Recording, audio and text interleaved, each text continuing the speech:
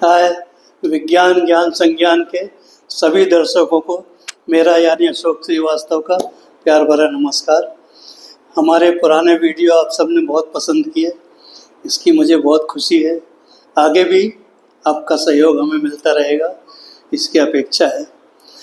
पिछले रविवार को हमने एक नया सीरीज चालू किया था जो था न्यूक्लियर पावर के बारे में, यानी कि नवकीय ऊर्जा के बारे में। उसमें काफ़ी जो हमने जानकारी दी थी, हमारा जो डिपार्टमेंट है जहाँ जो रिस्पॉन्सिबल हैं इस काम के, उसके बारे में आज जो हम इसका पार्ट 2 चालू कर रहे हैं, इसमें हम थर्मल और न्यूक्लियर इनके बारे में कुछ स्टैटिस्टिक्स या कुछ जानकारी आपको देंगे। उसके बाद हम उसके आगे टेक्निकल बात करेंगे अगले प्रोग्राम में। इसमें कंपैरिजन दोनों का, किसमें क्या फ़ायदा नुकसान क्या होता है, उन सब चीज़ों के बारे में जानकारी देंगे। आगे शुरू करने के पहले पिछले संडे का जो मेन फोकस था वो मैं आपको बता देता हूँ कहाँ से हमने शुरू किया था। लास्ट संडे को जो बताया था कि पूरा न्यूक्लियर प्रोग्राम, इसके जो ओवरऑल कस्टोडियन है वो है डिपार्टमेंट ऑफ एटॉमिक एनर्जी, जिसको बोलते हैं डीएई। डीएई इस पूरे काम को देख रेख करता है और इस काम में बेसिकली 4 डिपार्टमेंट जो हैं डीएई के वो काम आते हैं। कौन से? सबसे पहले फ्यूल निकालने के लिए UCIL, that is uranium corporation of India, वो फ्यूल को एक्सट्रैक्ट करते हैं और उनसे हम फ्यूल बनाते हैं। उसके बाद दूसरा डिपार्टमेंट है जहाँ पर ये फ्यूल बनाए जाते हैं, उनको बोलते हैं nuclear fuel complex, NFC, nuclear fuel complex. इनका काम है जो एक्सट्रैक्ट किया हुआ फ्यूल है उससे पावर प्लांट में डालने के लिए बंडल बनाए जाए या जो फ्यूल को यूजेबल फॉर्म में लेकर के आया जाए। इसके बाद आता है NPCIL, that is nuclear power corporation of India. इनका काम है design, manufacturing, construction, operation and decommissioning after their life is over.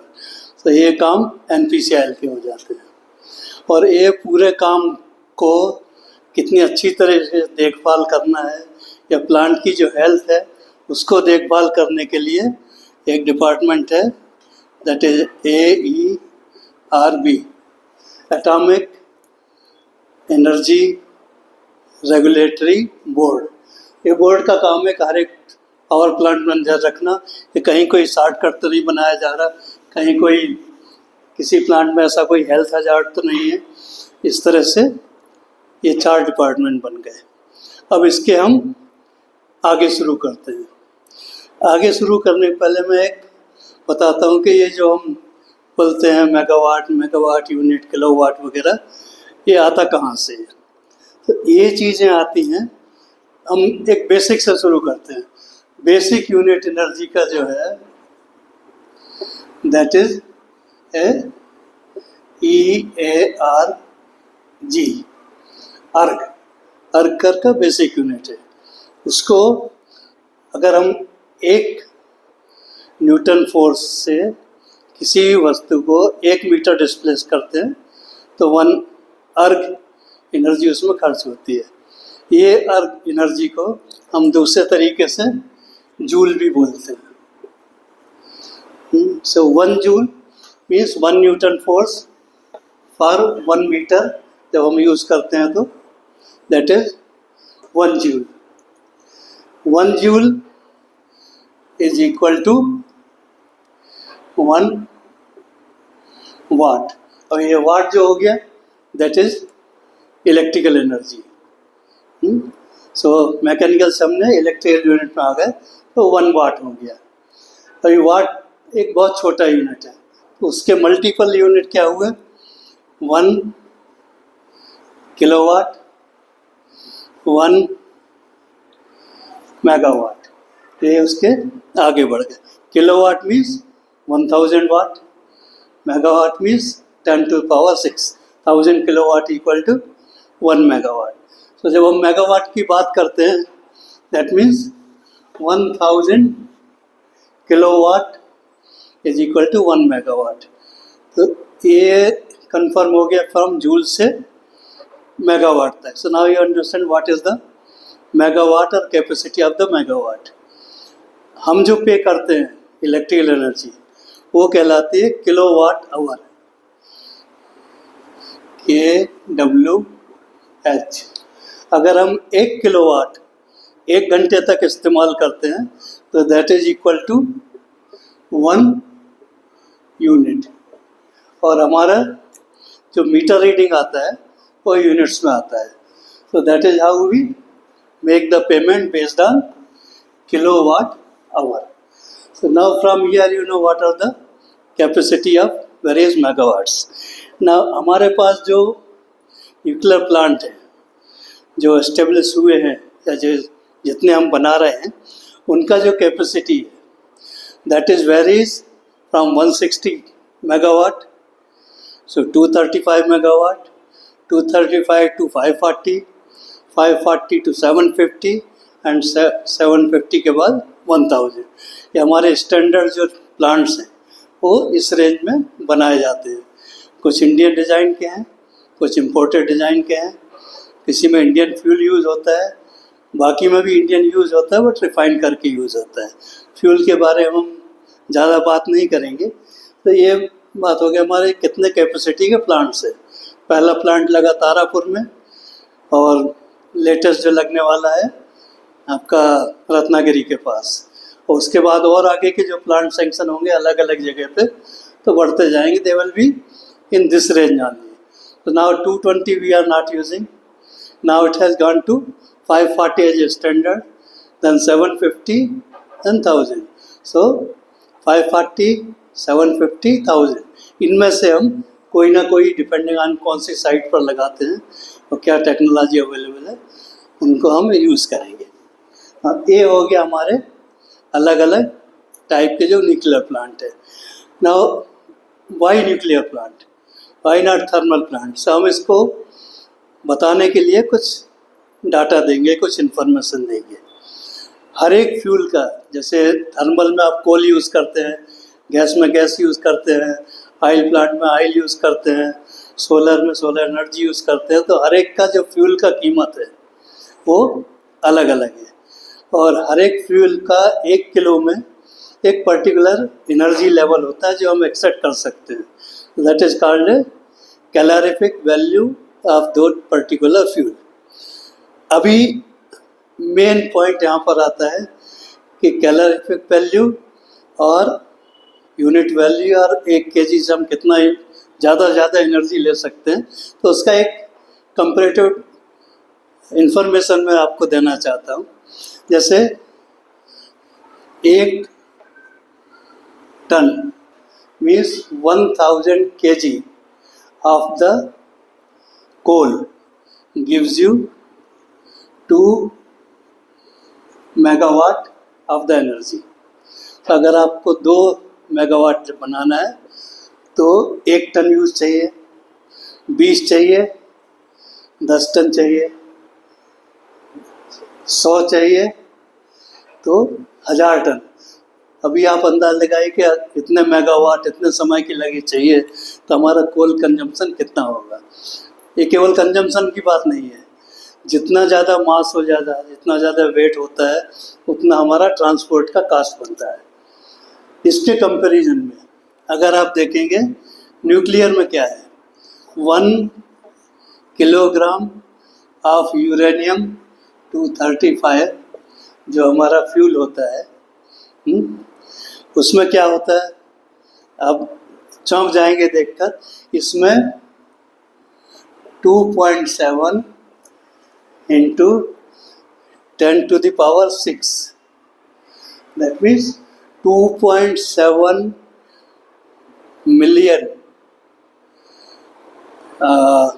Megawatt हम एनर्जी निकाल सकते हैं।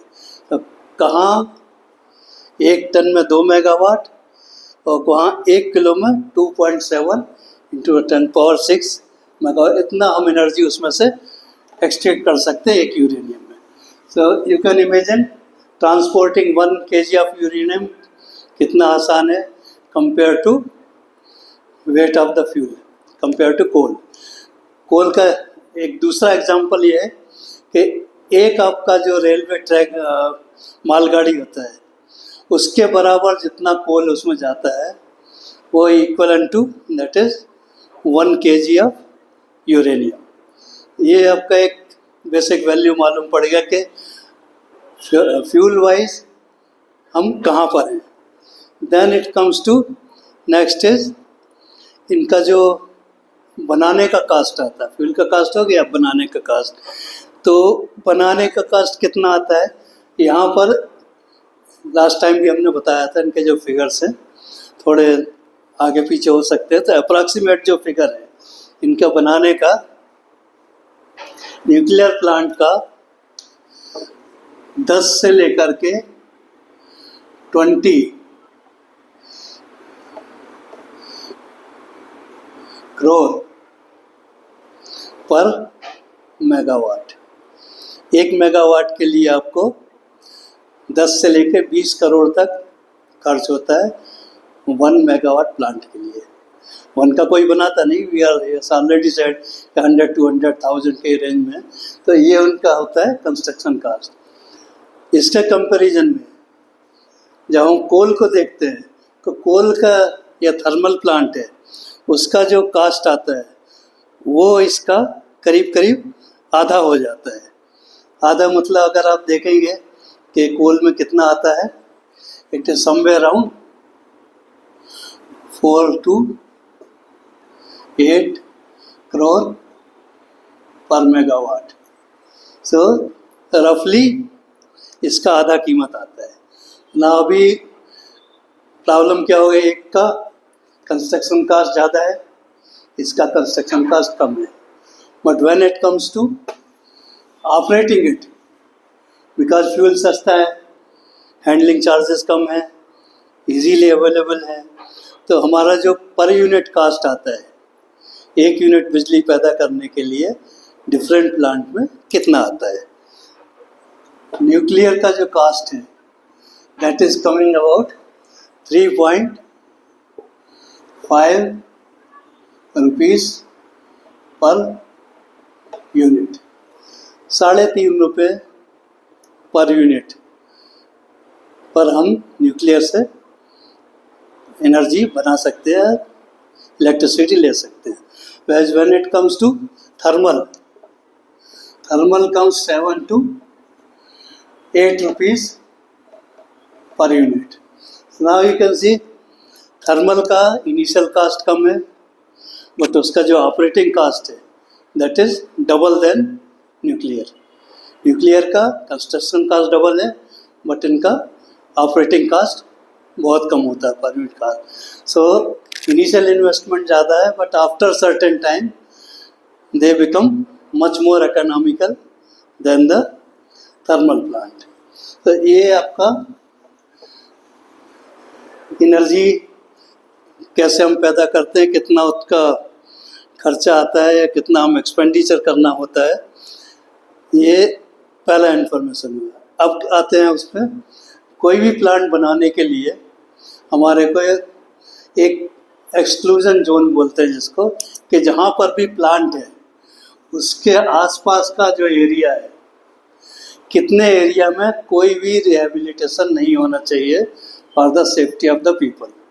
सो इन केस ऑफ न्यूक्लियर ये होता है 1.4 kilometre, in case of thermal it is 1.6 kilometre.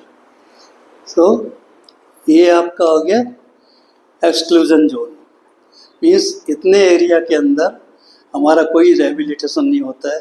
उसके बाद आप और भी आगे हैं जो इन्फॉर्मेशन है कि कितने में इवैक्यूएट करना पड़ता है, इमरजेंसी कैसे होती है, इमरजेंसी हैंडल करने के लिए क्या क्या चाहिए, वो इन्फॉर्मेशन कभी फिर कभी देंगे। बट एक जनरल जो कंपैरिजन हमने बताया कि न्यूक्लियर का प्लांट का कंस्ट्रक्शन कास्ट डबल है ऑपरेटिंग कास्ट आता है।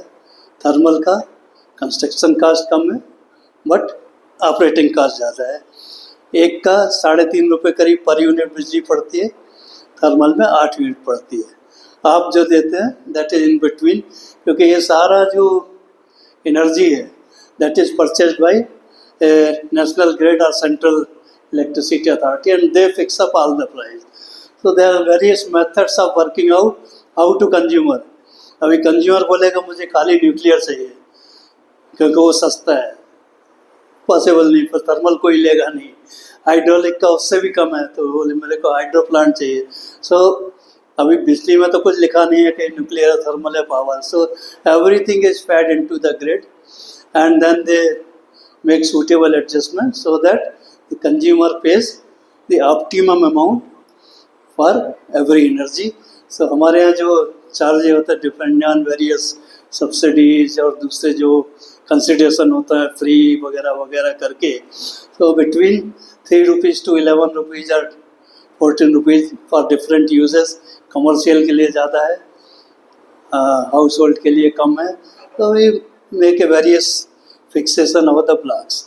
सो यहाँ से हम चालू किया कि एटॉमिक एनर्जी होता क्या है, कौन कौन से डिपार्टमेंट हैं, कैसे इलेक्ट्रिसिटी बनती है, फ्यूल कास्ट, ऑपरेटिंग कास्ट और इनका जो इकोनॉमिक्स है प्लांट्स का, वो आज हमने बताया।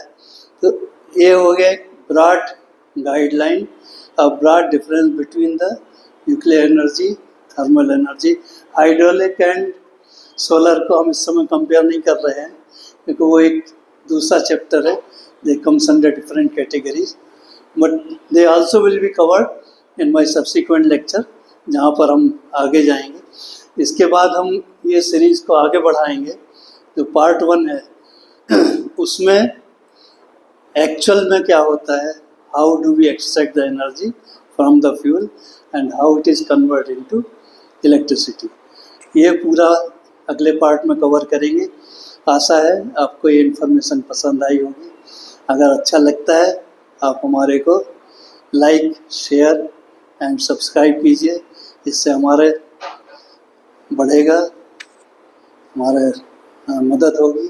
मदद means I will be grateful that लोगों को पसंद आया, मैं अपनी इन्फॉर्मेशन लोगों को तक पहुंचा सका।